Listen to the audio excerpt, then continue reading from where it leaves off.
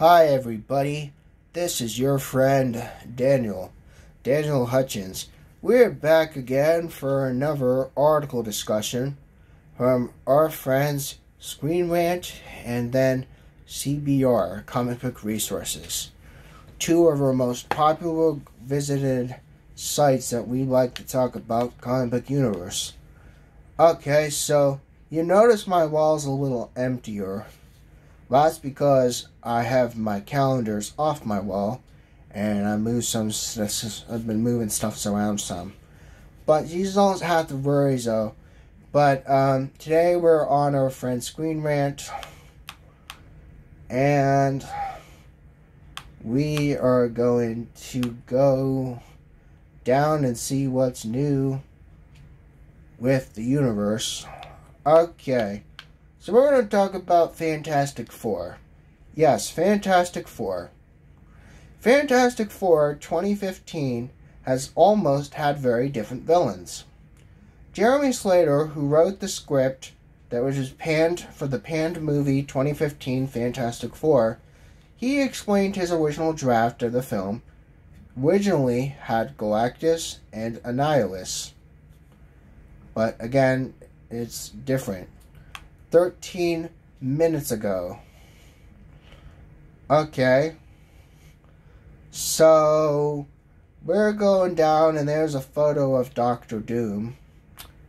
And he just looks really, really annoyed.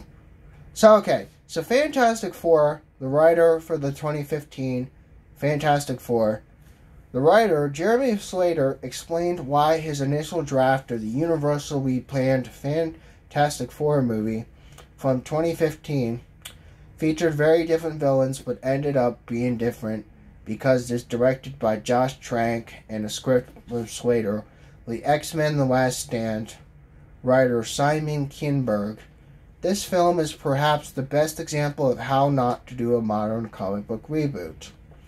Issue stems from the initial production stage. The trouble reshoots of Fantastic Four was the box office bomb that picked up 2 Golden Raspberry Awards for Worst Director and Worst Pictures. It even stars Jamie Bell, now considering the film to be a disaster. Well, y'all already knows it's a disaster, y'all. So similar to the mid-2000 attempt, the live-action Fantastic Four, the 2015 reboot saw the team go up against the classic adversary Doctor Doom, played by Toby Kebbell. Even though Kebbell was coming off an acclaimed turn of Koba in 2014's Dawn of the Planet of the Apes, his take of Doctor Doom was not as well received. Even though some or several aspects of Fantastic Four have earned negative reactions, yes, negative reactions, of course, Doctor Doom is hardly to blame for the only member of Fantastic Four rogue gallery, and some might even wonder if a film could have turned out better with a different villain. At some point, the superheroes of the Fantastic Four do have to realize that there is more to them than Doctor Doom, because at some point the heroes are going to face Galactus. There is going to be a time in our lifetime, hopefully, where there'll hopefully be a Galactus. Again, we're hoping Galactus comes into the movies soon. We just don't know how soon. Okay, Interviews of Comic Book, which is another friend of ours. Slater has said that outlines the first draft of a film featuring Annihilus in the negative zone and also encountering Galactus. But this is acted instead of the main villain. Again, we know there was a second draft which featured Annihilus again, even though that time he was 20 feet tall with cybernetic abilities. This would have been apparently to kill Victor Von Doom. Slater goes on to say he's been keen for Annihilus to show up in Marvel at some point, just as we said about Galactus. Galactus and Annihilus, 2 villains we had to see in the Marvel Cinematic Universe sometime in the future. Now, we don't know when in the future, we just know in the future. But saying that is good news, he hasn't been used yet. Find out the full quotes below. Okay, so basically it's saying that if they went with the Annihilus for the draft of the original Fantastic Four, where they went into the negative zone, but they were attacked by Galactus through cosmic radiation you found from your powers, radiation back on his way to Earth. Second draft actually encountered Annihilus with a 20-foot tall cybernetic and pitched him as a T-Rex from Jurassic Park on a way he'd been sort of hunting and attacking him, seemed like he did. But again, it shows up at some point in the time and in question. He is in the Fantastic Four as part of a different point and a different time frame. And just the question is the Fantastic Four going to be part of a different cosmic universe MCU? We don't know. But again, let me know your thoughts about that. Yes, let me know your thoughts about that. That's just a little bit of catching up with Screen Rant on what's going on, and again, what was the original plan, what the original plan was supposed to be for the Fantastic Four of 2015. But now we're going to go to our friend CBR.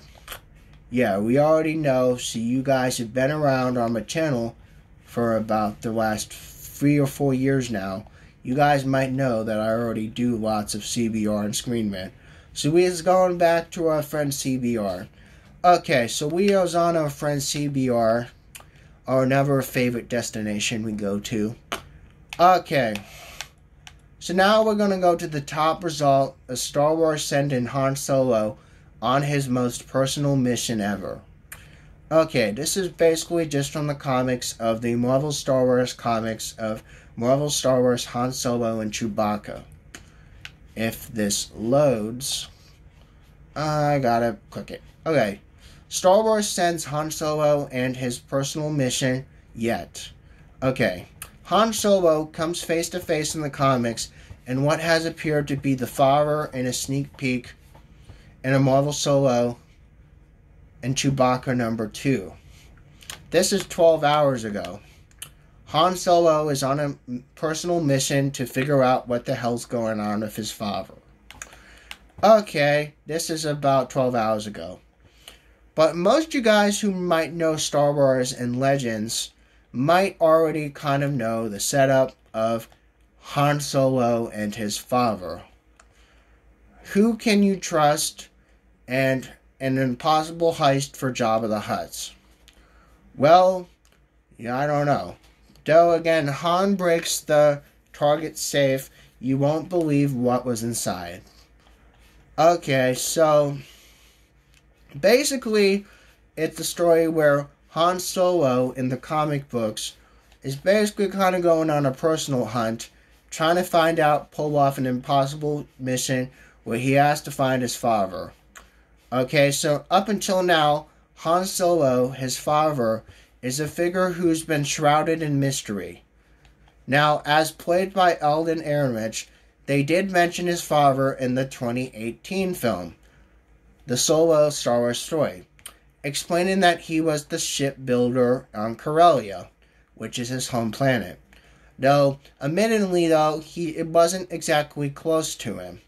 The expanded novelization of Solo and his dad now elaborated on this, revealing his father has abandoned him in a young age, and seemingly contradicting that as canon reference book, the Ultimate Star Wars book, again, which implies that Han was an orphan because his father had died, which wasn't necessarily true, but in Star Wars Legends, Han's father was named Jonash Solo, though his character appears to have been twice removed from the canon altogether. Okay, Marvel's Han Solo and Chewbacca number 1, released in March, has changed everything that has with the relationship with his father. We know Han stops for a drink on Corellia as part of his heist with Guido, and we know Guido has always been kind of close to Han in a ways in the heist and the gangster type stuff. But again, sitting next to the old man, we know Han begins discussing with his dad, revealing his name to be Owen. Again, that could be possible as well, but we don't know the real name of Han's father. unless you guys know Star Wars Legends who Han's father really was, then let me know in the comments below. But the old man has claimed he is indeed the father of Han. He then turns and hugs Han. Okay, surprising Star Wars prequel character knew Anakin was Darth Vader. But we're not talking about that, we're talking about someone else. With that being said, it remains to be seen if the man actually is Han's father. Now, certainly doesn't seem convinced, hence the mean right hook we see the future rebel general sarcastically referred to the man as his dad, believing the whole thing was some sort of made-up con. But after all, his dad apparently looks a lot different than Han last seen him. However, the man attributes to his years of not being kind to him and shipbuilding and abandoning his son. And again, kind of just sticking him up and saying, "Hey, I'm going to abandon you, Han. I just got to do what my dad just got to do." But, like I said, it's again in the June cover of Han Solo and Chewbacca, number 3, which is going to cover up all the secrets and what's happening with Han and his father. Written by Mark Guggenheim, illustrated by David Messina, colored by Alex Sinclair, and lettered by VC's Joe Carmagna. Star Wars Han Solo and Chewbacca number 2 goes on sale the 18th, which is this week, from Marvel Comics. Sources are from Marvel Comics. Okay, guys, so again, let me know your thoughts about the comic books of Star Wars Han Solo and Chewbacca story. Again, let me know your thoughts about if you know anything about the Star Wars canon and the legends, explaining the mysteries about Han's father. If you know anything about Han's father, let me know in the comments below. And then that way I get a more clearer set base on kind of who Han's father is. Again, if you guys know about Han's father, let me know in the comments below. And again, you have a great day. And I'll probably catch in with you guys in another one soon. See ya, everybody.